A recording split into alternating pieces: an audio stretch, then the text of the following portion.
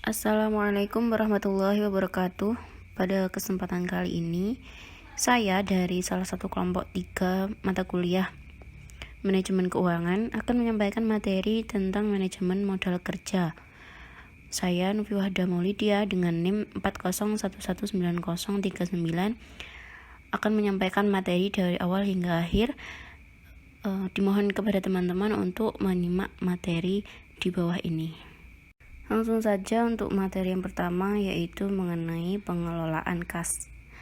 Kas itu sendiri merupakan salah satu unsur modal kerja yang paling tinggi tingkat likuiditasnya.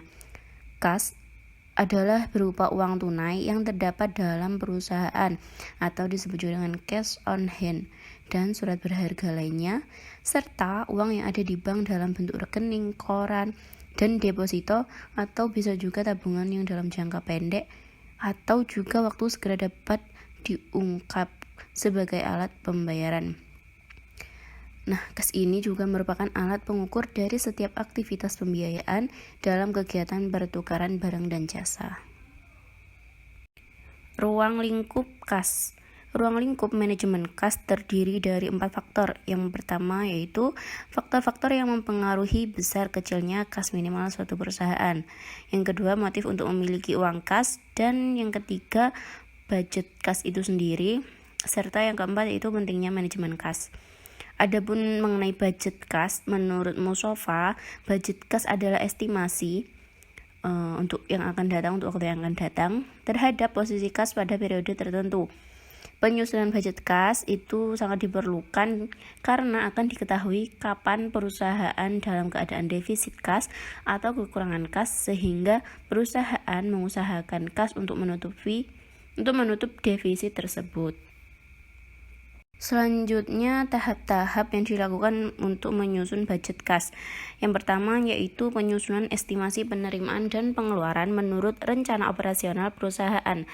Transaksinya itu merupakan transaksi operasional. Yang kedua yaitu menyusun perkiraan atau estimasi kebutuhan dana atau kredit dari bank atau juga bisa dari sumber-sumber dana lainnya yang diperlukan untuk menutupi defisit kas karena rencana operasi perusahaan. Tahap yang ketiga yaitu menyusun kembali estimasi keseluruhan penerimaan dan pengeluaran setelah adanya transaksi keuangan dan budget kas yang final. Nah, ini merupakan gabungan dan transaksi operasional dan transaksi finansial yang menggambarkan estimasi penerimaan dan pengeluaran kas keseluruhan dari sebuah perusahaan. Selanjutnya, materi yang selanjutnya itu tentang pengelolaan piutang. Piutang itu sendiri ada beberapa ilmuwan yang berpendapat tentang apa yang dimaksud itu dengan piutang.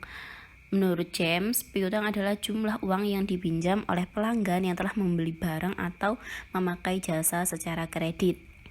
Nah, sedangkan menurut Irham Fahmi, piutang adalah bentuk penjualan yang dilakukan oleh perusahaan di mana penerimaan pembayarannya tidak dilakukan secara tunai, namun bersifat bertahap. Nah, dapat disimpulkan dari pernyataan-pernyataan di atas bahwa piutang itu terjadi jika perusahaan memberi pinjaman uang kepada pelanggan, pihak lain, atau melakukan suatu jasa ataupun beberapa tipe transaksi lainnya yang menciptakan suatu hubungan antara pihak yang memberi pinjaman dengan pihak yang berhutang. Pembahasan selanjutnya ini mengenai faktor-faktor yang mempengaruhi besarnya piutang. Itu ada 5 faktor. Yang pertama yaitu besar kecilnya penjualan kredit. Semakin besar jumlah penjualan kredit, maka semakin besar pula dana yang tertanam dalam piutang. Namun sebaliknya, apabila penjualan kredit jumlahnya kecil, maka dana yang tertanam dalam piutang itu juga termasuk kecil. Yang kedua yaitu syarat pembayaran penjualan kredit. Syarat penjualan pembayaran kredit ini untuk memberikan kepastian kepada pelanggan kapan mereka melunasi hutangnya, juga berapa besar hak yang didapat jika pembayaran itu lebih awal dilakukan dari waktu yang telah ditentukan oleh perusahaan. Contohnya, pembayaran penjualan kredit ditentukan 2/10 dan N/30. Artinya, batas waktu pembayaran paling lama itu 30 hari 30 hari itu sudah lunas semua hutangnya. Selanjutnya, apabila pembeli membayar paling lama 10 hari setelah dilakukan transaksi, maka pelanggan akan mendapatkan potongan sebesar 2%. Selanjutnya yang ketiga yaitu faktor ketentuan batas jumlah kredit. Ketentuan batas jumlah kredit ini masing-masing perusahaan itu tentu saja tidak sama dalam pembatasan jumlah kredit yang diberikan. Ada yang cukup lama dan ada juga yang cukup singkat. Faktor yang keempat yaitu kebijaksanaan pengumpulan piutang. Ada dua kebijakan yaitu bersifat aktif dan pasif. Bersifat aktif itu artinya perusahaan selalu mengingatkan waktu jatuh tempo pembayaran dengan cara mendatangi pelanggan. Sedangkan yang bersifat pasif artinya perusahaan hanya menunggu pelanggan datang untuk membayar kreditnya pada waktu jatuh tempo. Faktor yang terakhir yaitu kebiasaan membayar para pelanggan. Para pelanggan itu tentu saja akan melihat syarat pembayaran yang diberikan oleh perusahaan. Apakah mereka para pelanggan itu merasa lebih ringan dengan syarat pembayaran tersebut? Nah, dalam hal ini, jangka waktu untuk kredit dan perubahan jangka waktu kredit dapat menaikkan penjualan. Akan tetapi, investasi dalam piutang juga akan meningkat. Nah, oleh karena itu, manajer keuangan perusahaan perlu menentukan jangka waktu kredit optimum, yaitu di mana titik laba marginal Titik laba marginal ini karena kenaikan penjualan sama dengan biaya karena menaikkan piutang. Selanjutnya mengenai penilaian risiko kredit. Nah, ada 5 faktor yang dipertimbangkan dalam penilaian risiko kredit. Itu diterapkan dengan 5C. Yang pertama yaitu karakter, yang kedua kapasiti, yang ketiga kapital, yang keempat kolateral, dan yang kelima kondisional. Adapun yang dimaksud dengan karakter di sini adalah yang dimaksud yaitu para pelanggan ini bersikap jujur atau tidak dalam melakukan pembayarannya. Hal ini penting karena kredit harus diimbangi dengan kesanggupan membayar dari pelanggan. Mengenai kapasiti perusahaan mengukur kapasiti. Yang dimaksud dengan kapasiti itu perusahaan mengukur kemampuan membayar dari pelanggan di waktu yang lalu dan bagaimana kondisi pelanggan tentang tempat usaha pelanggan tersebut. Dapat dilakukan dalam observasi fisik pada pabrik dan toko pelanggan. Yang ketiga mengenai kapital. Kapital itu maksudnya perusahaan mengukur posisi finansial pelanggan dengan melihat laporan keuangannya, terutama dalam permodalan perusahaan. Nah, jika bisa juga ditunjukkan dengan analisis rasio finansial, khususnya ditekankan pada tangible net worth perusahaan. Selanjutnya yaitu kolateral. Kolateral ini dicerminkan dari aktiva tetap yang dijaminkan bagi keamanan kredit pelanggan. Yang terakhir yaitu kondisional. Kondisional ini maksudnya kondisi perekonomian suatu negara atau daerah dalam waktu tertentu dapat merupakan pertimbangan bagi perusahaan untuk memberikan kredit kepada pelanggannya. Materi selanjutnya yaitu mengenai langkah-langkah preventif dalam pengelolaan piutang. Di sini saya akan menjelaskan 4 hal yang harus dilakukan perusahaan agar perusahaan dapat mencegah risiko besar akibat tidak diterimanya piutang sesuai dengan jumlah atau waktu yang telah ditentukan. Yang pertama yaitu menentukan besarnya risiko. Cara menentukannya yaitu atas dasar pengalaman tahun-tahun sebelumnya. Misal, resiko ditetapkan 10% dari piutang. Jika perusahaan berencana meningkatkan penjualan sejumlah 100.000 dan akan menyebabkan tambahan biaya 50.000, maka keuntungan yang didapat adalah sebesar 40.000. Yang kedua, tentang penyelidikan kemampuan pelanggan. Nah, penyelidikan ini dapat diukur dengan likuiditas dan rentabilitas. Selanjutnya yaitu mengadakan klasifikasi pelanggan. Klasifikasi pelanggan ini dapat menggunakan daftar analisis umur piutang atau yang disebut juga dengan aging schedule. Sehingga diketahui sejarah kredit tiap-tiap pelanggan Bisa juga dengan menggolongkannya dalam bentuk persenan seperti 5%, 10%, dan 15%. Juga seterusnya, sehingga dari persenan tersebut dapat ditentukan seberapa besar pelanggan yang aktif, kurang aktif, tidak aktif, atau bahkan yang tidak membayar kewajibannya. Yang keempat, yang terakhir, yaitu mengadakan seleksi para pelanggan. Seleksi ini dilakukan oleh manajer perkreditan dengan cara menentukan kemampuan para pelanggannya, apakah cukup besar atau kurang untuk membayar pinjamannya tersebut.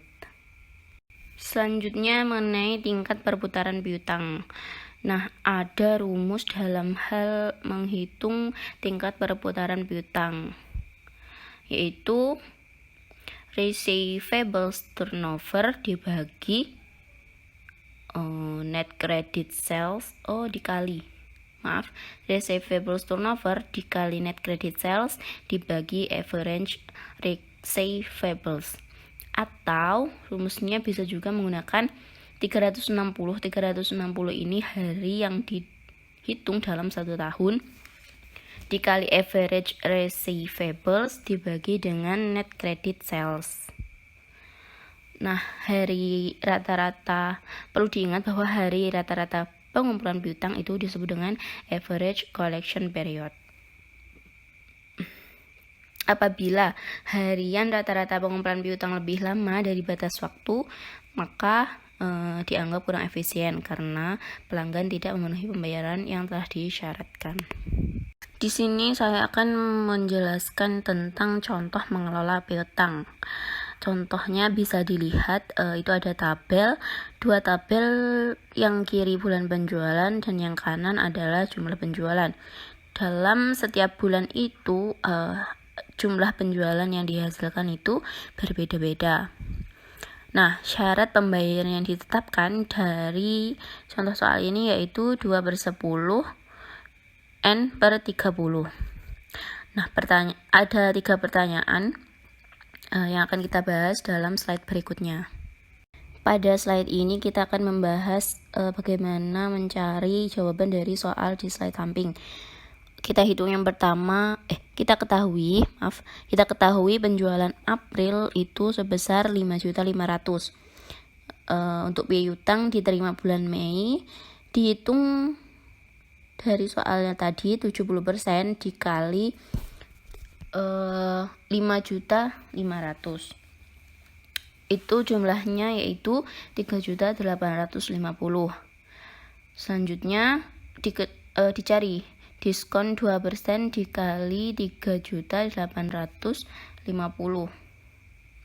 3.850 itu tadi didapat dari piutang yang diterima bulan Mei, sehingga yang dihasilkan yaitu sebesar Rp77.000.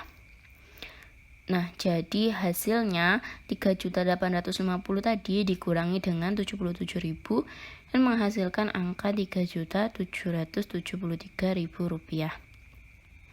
Selanjutnya soal yang kedua, 20% dikali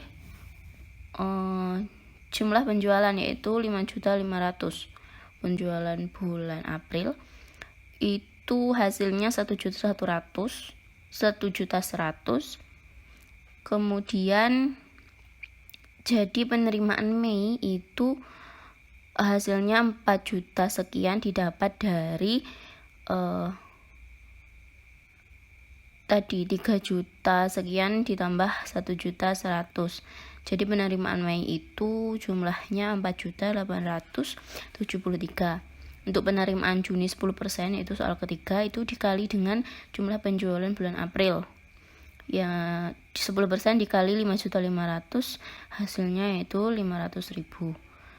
Nah, untuk soal tabel-tabel selanjutnya bulan Mei, Juni, Juli itu perhitungannya sama dengan yang bulan April ini. Materi yang akan kita bahas selanjutnya yaitu mengenai pengelolaan persediaan. Pengertiannya yaitu merupakan salah satu aktiva lancar yang jumlahnya besar dan selalu berputar secara terus-menerus serta mengalami perubahan pada suatu perusahaan, terutama perusahaan industri. Nah, pada perusahaan industri itu persediaan terbagi menjadi ketiga jenis. Yang pertama yaitu persediaan bahan dasar atau bahan mentah. Yang kedua, persediaan barang dalam proses. Dan yang ketiga yaitu persediaan barang jadi. Selanjutnya materi yang terakhir yaitu mengenai pengendalian persediaan. Ada beberapa sistem yang dilakukan untuk mengawasi persediaan. Yang pertama yaitu jumlah persediaan dikaitkan dengan variabel tertentu. Jika penjualan meningkat, maka rata-rata persediaan juga akan meningkat. Begitu juga sebaliknya, apabila penjualan menurun, maka rata-rata persediaan akan menurun. Yang kedua yaitu potongan untuk pengembalian dana jumlah besar. Potongan ini disebut diskon, ditawarkan untuk pembelian dalam jumlah yang lebih besar daripada jumlah pesanan yang paling ekonomis. Jika perusahaan menerima tawaran tersebut, perusahaan akan mendapatkan harga yang lebih murah dan biaya pesan yang lebih kecil juga, tetapi harus menanggung biaya simpan yang lebih besar. Selanjutnya yang ketiga yaitu titik persediaan kembali dan persediaan keamanan. Jika tenggang waktu antara pemesanan dan saat barang datang itu disebut sebagai lead time sama dengan 0, maka pada saat jumlah persediaan sama dengan 0, pada saat itulah dilakukan pemesanan. Tetapi jika lead time-nya memerlukan beberapa hari, maka titik pemesanan kembalinya menjadi lebih besar daripada 0. Selanjutnya yang terakhir yaitu penentuan jumlah persediaan keamanan. Nah, jika semakin besar persediaan keamanannya, maka semakin kecil kemungkinan perusahaan kehabisan persediaan. Dan begitu juga dengan sebaliknya. Demikian pembahasan materi dalam bab manajemen modal kerja pada kesempatan kali ini. Terima kasih kepada teman-teman yang sudah memberikan perhatiannya untuk melihat materi dalam video kali ini. Terima kasih. Apabila ada kurang lebihnya saya mohon maaf. Wassalamualaikum warahmatullahi wabarakatuh.